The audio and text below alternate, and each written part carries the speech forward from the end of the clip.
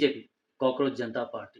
ఎప్పుడైతే ఈ cockroach Janata party అన్న పేజ్ ఇన్‌స్టాగ్రామ్ అండ్ ఫేస్‌బుక్, ట్విట్టర్‌లో ఇది మొదలైందో అప్పటి నుంచి వీళ్ళ గేమ్ స్టార్ట్ అయింది అనేసి చాలామంది అనుకుంటున్నారు. కానీ వీళ్ళ గేమ్ యాక్చువల్లీ మొదలైంది అమెరికాలో. అమెరికాకు సంబంధించిన కొన్ని కంపెనీస్ వీళ్ళకి ఫండింగ్ ఇచ్చాయి అనేసి అండ్ ఇండియాలో ఇంటర్నల్ వార్‌ని క్రియేట్ చేయడానికి ఇదంతా జరుగుతుంది అనేసి ఇంటెలిజెన్స్ నిఘా ఆల్రెడీ ఎప్పుడో చెప్పేసింది. అండ్ దీని గురించి మనకు ప్రూఫ్‌లు చాలానే ఉంటాయి. ఎందుకంటే ఈ అభిజిత్ దీప్‌కే అనేసి ఎవరైతే పెద్ద మనిషి ఉన్నాడో, ఈ సీజేపీని రన్ చేస్తున్న పెద్ద మనిషి ఎవరైతే ఉన్నారో, ఆయనే తన నోటితోనే ఈ మాటలు చెప్పాడు. నేపాల్‌లో ఎలా అయితే ఈ ప్రొటెస్ట్‌లు జరిగాయో, అలాంటి ప్రొటెస్ట్‌లు మేము ఇండియాలో చేస్తాము అనేసి. అంటే మనం అర్థం చేసుకోవచ్చు. వీళ్ళు పక్కాగా ప్లానింగ్ వేసుకొని ఇదంతా చేశారు. ఎందుకంటే నేపాల్‌లో ఎలా అయితే అక్కడి ప్రధానమంత్రిని దించేసి, ఆ తర్వాత ఇంకో ప్రధానమంత్రిని జెన్‌జీ బ్యాచ్ ఎవరైతే ఉన్నారో వాళ్ళు ఎన్నుకున్నారన్నమాట. అక్కడ కూడా మళ్ళీ ఈ జెన్‌జీ బ్యాచ్ ఇప్పుడున్న ప్రధానమంత్రి ఎవరైతే ఉన్నారో ఆయనకి అగెయిన్స్ట్‌గా మళ్ళీ రోడ్డెక్కుతుంది. అండ్ అక్కడి యూత్ క్లియర్ కట్‌గా చెప్పారు. మాకు హిందుత్వ ప్రభుత్వం మాత్రమే కావాలనేసి ఈ పోరాటం చేస్తున్నామనేసి చెప్పుకొచ్చారు. బట్ ఇక్కడేం జరుగుతుంది మన భారతదేశంలో? సో, కొంతమంది ఎవరైతే విద్యార్థులున్నారో వాళ్ళని రెచ్చగొట్టి ఈ దేశాన్ని అతలాకుతలం చేయడానికి వీళ్ళు వేసిన పక్కా స్కెచ్ అనుకోవచ్చిది. సీఏఏ ప్రొటెస్ట్ చూసాము, కిసాన్ ఆందోళన చూసాము. అంతకన్నా ముందు కూడా చాలానే అంటే ప్రతిసారి మన భారతదేశం పైన ఈ ఇంటర్నల్ వార్ క్రియేట్ చేయడానికి ఇలాంటివన్నీ ఎప్పటికప్పుడు చేస్తూనే ఉన్నారు. సీఏఏ, ఎన్ఆర్‌సీ టైంలో కూడా అసలు సంబంధం లేని దాంట్లో ముస్లింలను లాగి అంటే అసలు సీఏఏ, ఎన్ఆర్‌సీకి ముస్లింలకు ఎలాంటి సంబంధం లేదు. బయట దేశాల్లో ఉన్న హిందువులు, క్రిస్టియన్స్, జైనులు, బౌద్ధులు లేకపోతే ఇంకెవరైనా కానివ్వండి. సో, వాళ్ళందరూ మన భారతదేశానికి అంటే సొంత దేశానికి రావడానికి ఒక రూట్ ఈ సీఏ, ఎన్ఆర్‌సీ అన్నమాట. సో, అలాంటి వాటి పైన కూడా అపోహల్ని సృష్టించి మన దేశంలో ఇంటర్నల్ వార్‌ని క్రియేట్ చేయాలనుకున్నారు. ఫ్లాప్ అయ్యాయి. సో, అక్కడ కావచ్చు, లేకపోతే ఈ కిసాన్ ఆందోళన్ కావచ్చు, యూపీకి సంబంధించిన ఎలక్షన్స్‌ని ముఖ్యంగా దృష్టిలో పెట్టుకొని ఈ కిసాన్ ఆందోళన చేశారు అనేసి యోగేంద్రనాథ్ ఎవరైతే ఉన్నారో ఆయన ఒక ఇంటర్వ్యూలో కూడా చెప్పుకొనొచ్చిండు. సో, ఇలాంటివన్నీ వీళ్ళు ప్లాన్ ఎప్పటికప్పుడు చేస్తానే ఉన్నారు.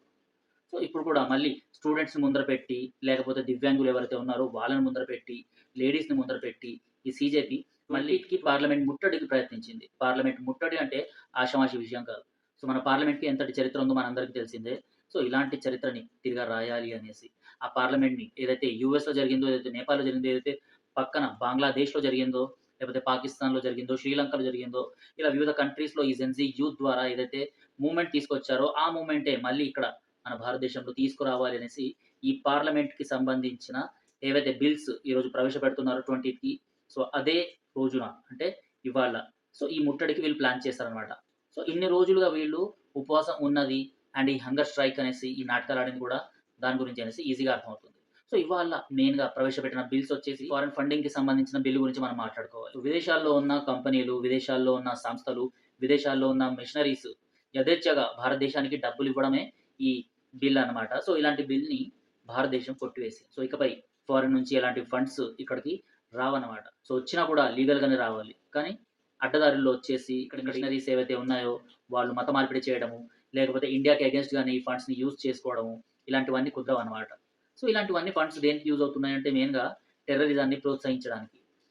బయట దేశాల నుంచి బయట దేశాల నుంచి కోట్లాది డబ్బులు డాలర్స్ రూపంలో మన భారతదేశానికొస్తున్నాయి. సో, దాంట్లో ఈ మత మార్పిడులు, ఈ టెర్రరిస్ట్ యాక్టివిటీస్, లేకపోతే ఈ సాఫ్ట్ జిహాద్ లాంటివి, ఇలాంటివన్నీ దీంట్లో భాగమనమాట. సో, ఇలాంటివన్నిటికి అడ్డుకట్ట వేస్తున్నారు అనేసి తెలిసే ఈ సీజేపీ ఈ ప్రొటెస్ట్‌కి ప్లాన్ చేసింది. సో, నీట్ అనేసే మాట కేవలం ఒక పావు అన్నమాట. వెనకాల గేమ్ చాలానే ఉంది. స్టూడెంట్స్‌ని ముందర పెట్టించి భారతదేశంలోని ఇంటర్నల్ వార్ క్రియేట్ చేయడము, ఇలాంటివన్నీ. సరే నీట్ గురించి మనం మాట్లాడుకోవాలి అనుకుంటే ఏదైతే ధర్మేంద్ర ప్రధాన్‌కి సంబంధించిన ఆయన రిజిగ్నేషన్ ఇవ్వాలి అనేసి, లేకపోతే అకౌంటబిలిటీ చూపెట్టాలి అనేసి ఏదైతే మాట్లాడుతున్నారో అక్కడి వరకు ఓకే. రైట్. అంటే మనము ఈ భారతదేశంలో ఉన్న రాజకీయ నాయకుల్ని వాళ్ళని మనము ఓట్లు వేసి గెలిపించుకుంటాం కాబట్టి వాళ్ళని ప్రశ్నించే హక్కు కూడా మనకు చట్టం ఇచ్చింది. సో, అక్కడి వరకు ఓకే. బట్ ప్రొటెస్ట్‌ని అడ్డు పెట్టుకొని ఎవరొస్తున్నారు, ఎవరు దీంట్లో అగ్నికి ఆజ్యం పోసినట్టు రెచ్చగొడుతున్నారని కూడా మనం చూసుకోవాలి. కానీ మన యూత్, మన యంగ్‌స్టర్స్ ఎవరైతే ఉన్నారో నేను అందరిని అనట్లేదు. ఎందుకంటే భారతదేశంలో ఇంకా కోట్లాది మంది యువత నేషనలిస్ట్ భావాలు కలిగిన వాళ్ళు మీలాంటి వాళ్ళు, మాలాంటి వాళ్ళు ఇప్పటికి సైలెంట్‌గానే ఉన్నారు. కొంతమంది ఎవరైతే లెఫ్ట్ లాబీ అండ్ ఈ కాంగ్రెస్‌కి సంబంధించిన వాళ్ళు, ఆమ్ ఆద్మీ పార్టీకి సంబంధించిన వాళ్ళు, వాళ్ళు మాత్రమే ఇవాళ రోడ్డెక్కి ఇలాంటివన్నీ గొడవలు, ఇలాంటి ప్రొటెస్ట్‌లు ఇవన్నీ చేస్తున్నారనమాట. చాలామంది యువత తప్పుడు దారుల్లో అంటే ఇన్‌స్టాగ్రామ్‌లో రీల్స్ చూసో, లేకపోతే ఫేస్‌బుక్‌లో వీడియోలు చూసో వీళ్ళందరూ తప్పు దారిలోకి వచ్చిండ్రనేసి ఈజీగా అర్థమవుతుంది. మరి నీట్‌కి సంబంధించిన ప్రొటెస్ట్‌లయితే నీట్‌గా ఉండాలి కానీ, భారత్ తెరే తుకడే హోంగే అనేసి ఎవడైతే స్లోగన్స్ రేజ్ చేసిండో, ఆళ్ళ అయ్య అక్కడికొచ్చి ఉమర్ ఖలీద్ వాళ్ళ అయ్య అక్కడికొచ్చి దాని గురించి మాట్లాడిండు. ఆ ప్రొటెస్ట్ గురించి మాట్లాడాడు. అర్థమవ్వాలి అసలు ఎవరు వీళ్ళకి సపోర్ట్ చేస్తున్నారనేసి. కునాల్ కామ్రా కావచ్చు, లేకపోతే కొంతమంది కమ్యూనిస్టు నాయకురాలు కావచ్చు, ప్రకాష్ రాజ్ లాంటి అడ్డగాడిద కావచ్చు, వీళ్ళందరూ దేశానికి వ్యతిరేకంగా, హిందూ ధర్మానికి వ్యతిరేకంగా నీట్‌కి సంబంధించిన ప్లకార్డ్స్ పట్టుకుంటారేమో అనేసి చూస్తే బ్రాహ్మణికల్ అనేసి, అపోజ్ హిందుత్వ అనేసి ఇలాంటివన్నీ.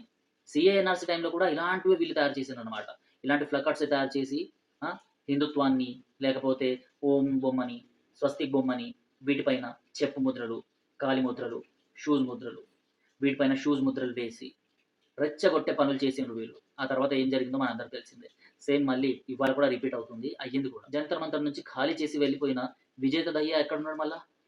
ఆ! ఈ అభిజిత్ దీప్‌కే ఎక్కడున్నాడు? ఎవరైతే రెచ్చగొట్టడానికి ఆ స్టేజ్‌నెక్కిన పెద్ద పెద్ద నాయకులు ఈరోజు ఏమైపోయారు?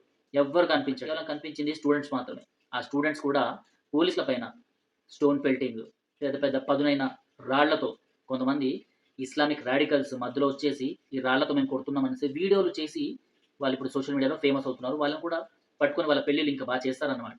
4 పెళ్ళిళ్ళు ఉంటాయి కదా! ఐదో పెళ్లి మీ అయ్య చేస్తాడాడ.